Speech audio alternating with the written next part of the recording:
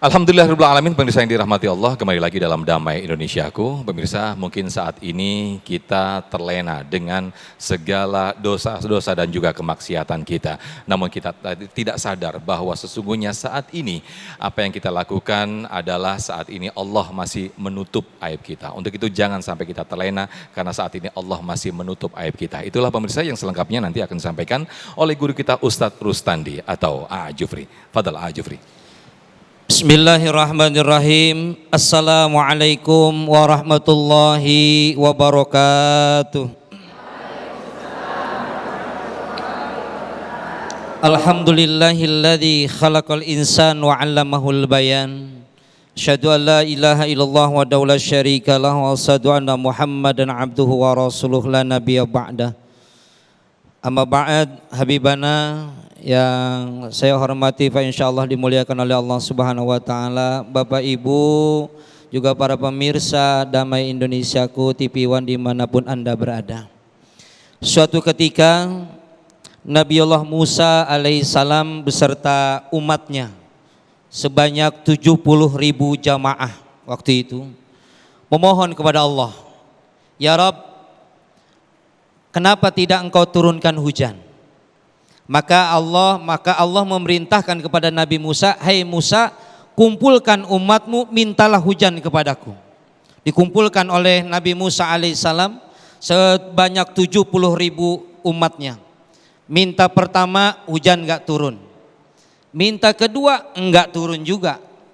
Sampai Nabi Musa bilang sama Allah, "Ya Rabb, tadi suruh minta, udah minta enggak dikasih juga. Ada apa?" Sampai begitu pertanyaan Nabiullah Musa alaihissalam kepada Allah.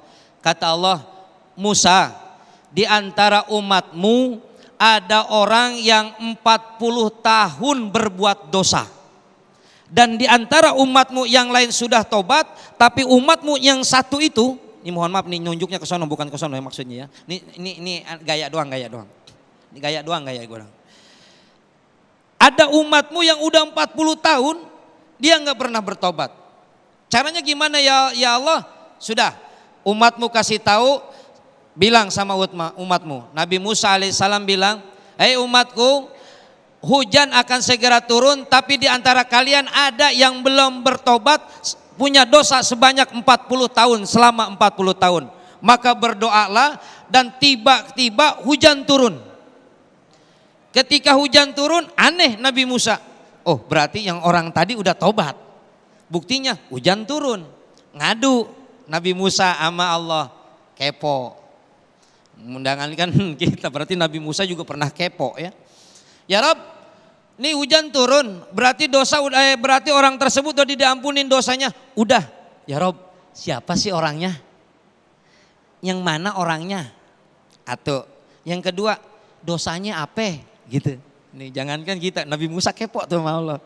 Kata Allah, "Musa, doamu sudah kuijabah, jangan kau tahu siapa yang melakukan dosanya, jangan kau tahu apa dosa yang pernah dilakukannya." Hikmah dari hikayat ini ada beberapa poin yang dapat saya simpulkan. Satu, mintalah kepada Allah sementara kita tidak tahu doa kita akan diijabah atau tidak, langsung atau tidak sama Allah. Satu yang dilakukan oleh Nabi Musa. Yang kedua, kita meminta kepada Allah dari doa yang kita pinta kepada Allah yang sekira-kira kita bisa mampu, apa yang kita pinta sama Allah, dari yang terbesar sampai yang terkecil kita harus minta sama Allah.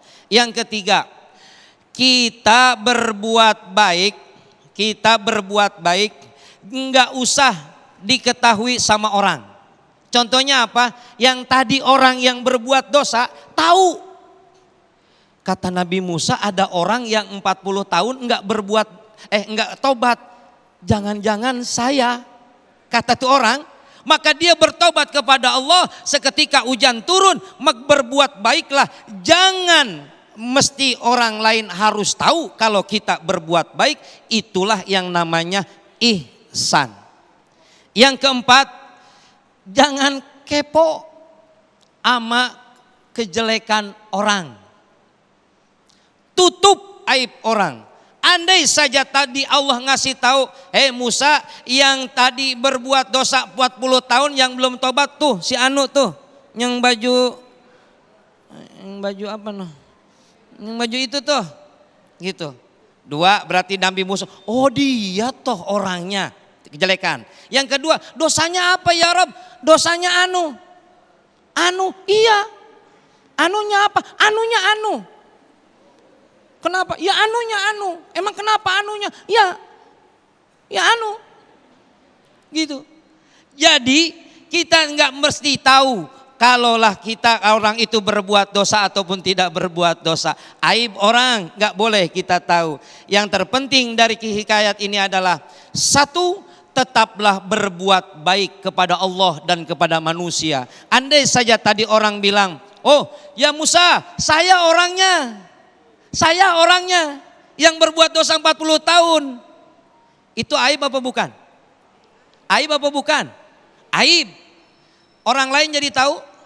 Tahu. Oh si Anu yang jelek. Oh dia. Oh lu. Enggak boleh. Kalau memang sudah Allah tutup aib kita, maka enggak boleh kita menampakkan lagi kesalahan aib lagi yang sudah Allah tutup, kita nampakkan kepada orang lain. Tapi yang jelas bagi kita bahwa orang yang beriman tidak boleh menampakkan aib yang sudah Allah tutup. Dan ingat jamaah sekalian, baiknya kita belum tentu, keuntungan yang kita terima belum tentu karena amal kita. Selalu kita bilang, kok bisa begini? Oh ini sih hasil karya saya, ini hasil ibadah saya. Belum tentu. Kita bisa mulia di hadapan orang pastinya karena Allah tutup aib-aib kita. Habibana tadi bilang, andai saja dosa itu berbentuk bau, enggak bakalan ada orang yang mau duduk dengan kita karena baunya itu. Andai saja dosa itu Pak bisul, satu kali berbuat dosa ada bisul, mungkin muka kita udah enggak kelihatan muka, bisul semuanya. Tapi Allah tutup aib kita. Lantas apa jamaah sekalian? Ketika kita mendapatkan kemuliaan, Allah nanya, manusia orang lain nanya sama kita, lantas kita jawabnya apa? Hadza min fadli Rabbi. Apa jawabannya?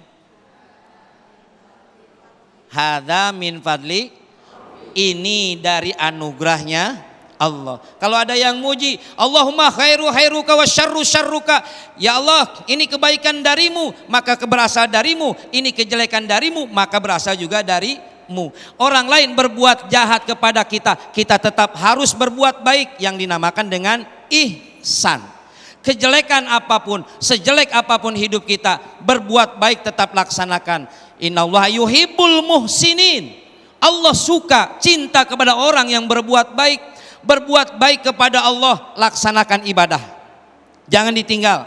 Berbuat baik sesama manusia, berbuat baik sesama manusia tetap kita laksanakan. Hatta sampai orang itu berbuat jelek kepada kita, kita tetap berbuat baik sama orang yang berbuat jelek. Kenapa? Sebab gini, kalau orang ini berbuat baik sama saya berbuat baik sama dia, wajar, orang dia sama-sama baik. Yang jelek, yang bagus adalah dia berbuat jahat, saya berbuat baik, maka itulah kemuliaan buat pribadi saya. Kenapa? Sebab saya bisa membalas kejelekan orang lain dengan membuat hal-hal yang baik. Itu yang harus dilakukan oleh kita. Saya mencontohkan pribadi saya, buat kita semuanya. Maka tetap berbuat baik. Ihsan adalah berbuat baik kepada Allah dan kepada manusia. Tetap lakukan kebaikan dan tutup aib yang telah Allah tutup buat pribadi kita. Dan jangan sekali-kali mengungkap kejelekan orang lain. Wallahu a'lam bishawab. Baik, terima kasih Ustadz Rustandi atau Jufri yang telah melengkapi tema yang sangat menarik ini di segmen kedua, bahwa tidak ada yang tahu seberapa besar dosa kita dan juga tidak ada yang tahu seberapa banyak amal baik kita. Untuk itu saat inilah Allah masih menutupi aib kita. Jangan sampai terlena untuk terus berbuat maksiat dan juga berbuat dosa.